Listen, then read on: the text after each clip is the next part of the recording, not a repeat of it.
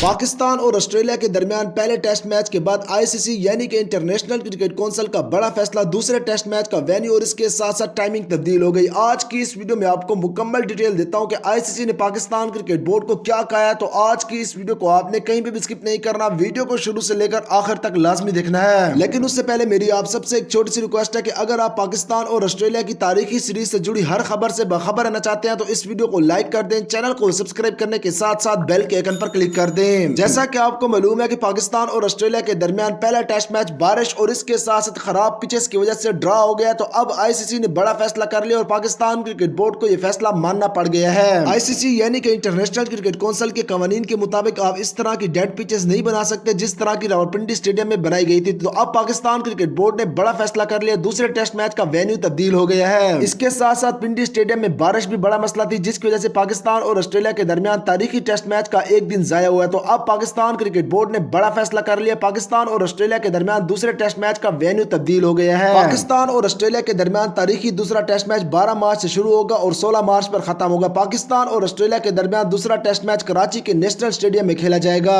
Pakistan cricket board کے ذرائع کا کہنا ہے کہ پاکستان اور آسٹریلیا کے درمیان جو دوسرا ٹیسٹ میچ کراچی کے نیشنل اسٹیڈیم میں 12 مارچ سے 16 مارچ تک کھیلا جائے گا، اس میں ڈیڈ پچز نہیں ہوں گی بلکہ یہ پچز بالر کو سپورٹ کریں گی۔ پاکستان اور آسٹریلیا کے درمیان دوسرا ٹیسٹ میچ کون سی ٹیم جیتے گی، آپ نے اس ٹیم کا نام ہمیں کمنٹ بار میں ضرور بتانا ہے، میں آپ سب کے کمنٹ کا انتظار کروں گا۔ اس کے ساتھ ساتھ آپ حمزہ سپورٹس کے ساتھ جڑے رہیے، کیونکہ یہاں پر میں کچھ سوالات کرتا ہوں، اگر آپ کو اس کا جواب صحیح نکل آتا ہے تو حمزہ سپورٹس کی جانب سے آپ کو پاکستان کرکٹ ٹیم کی شرٹس، اس کے ساتھ ساتھ کیپ یا پھر اپر دی جاتی ہے۔